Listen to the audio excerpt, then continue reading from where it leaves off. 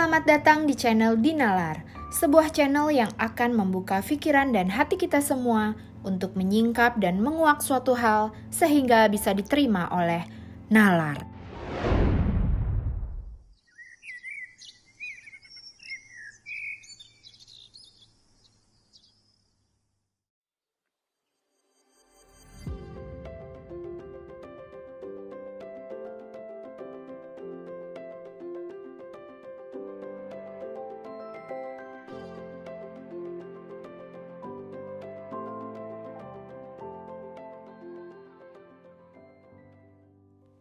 Siapa yang tidak tahu dengan waralaba Jeko dan juga Britok? Aku rasa hampir di setiap mall di Indonesia pasti dengan gampang kita temukan gerai ini. Ya, kedua bisnis ini ternyata dimiliki oleh pendiri Johnny Andrean Salon, yaitu Johnny Andrean sendiri. Bisnis awal Johnny Andrean adalah salon. Salon itu dibuat pertama kali pada tahun 1980-an di bagian ujung Jakarta Utara. Usaha salon yang dipilihnya karena bekal skill yang diajarkan oleh ibunya.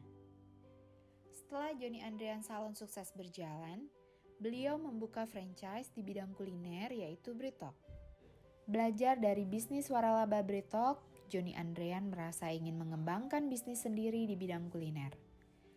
Namun berbeda dengan Britok yang dibeli dari perusahaan lain, Jeko Donut & Coffee benar-benar asli rintisannya.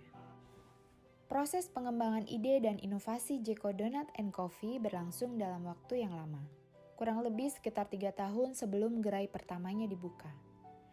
Dalam kurun waktu 3 tahun tersebut, Johnny berusaha melakukan riset, survei pasar, dan juga sampling mengenai produk donat seperti apa yang diinginkan oleh masyarakat Indonesia. Jeko juga menggunakan logo berbentuk burung merak dengan warna coklat dan orange yang dominan sebagai simbol dari keindahan, kelembutan, keabadian, dan segala maksud-maksud baik demi pencapaian tujuan bisnis yang bisa berkembang di masa depan. Kala mengumpulkan riset mengenai gerai donat modern, Johnny juga menemukan fakta bahwa belum ada satupun gerai donat di Indonesia yang memiliki konsep open kitchen.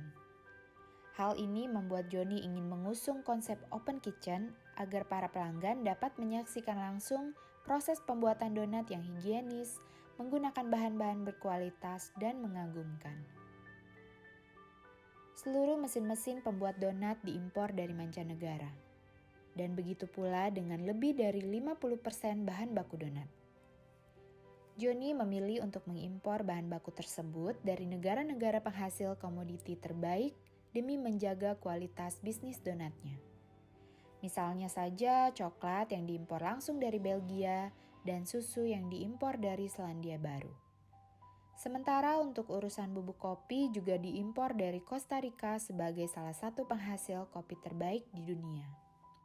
Setelah melakukan berbagai riset dan keilmuannya di bidang membuat roti yang diperoleh sebelum membuka gerai Britok, Johnny Andrean akhirnya memutuskan untuk membuka Jeko Donut & Coffee dengan gerai pertama pada tahun 2005 di kawasan Supermall Karawaci, Tangerang.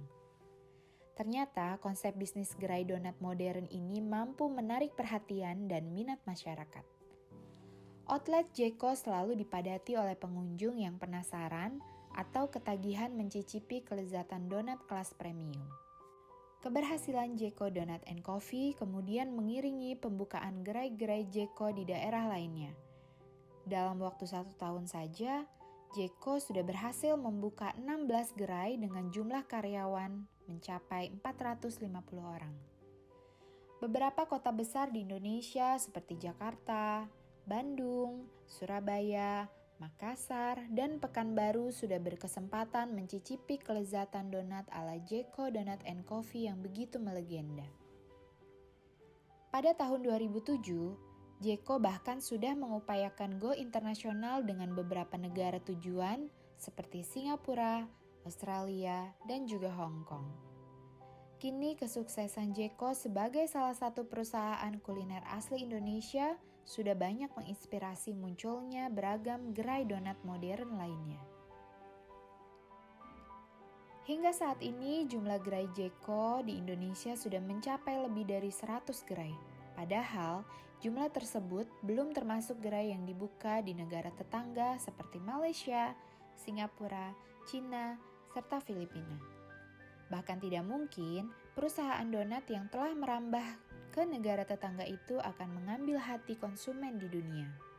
Hal yang bisa kita petik dari kisah ini adalah meskipun membutuhkan waktu yang tak sebentar untuk merintis Jeko Donut and Coffee, namun riset dan pembelajaran yang mendalam dapat dipahami sebagai salah satu kunci kesuksesan suatu bisnis.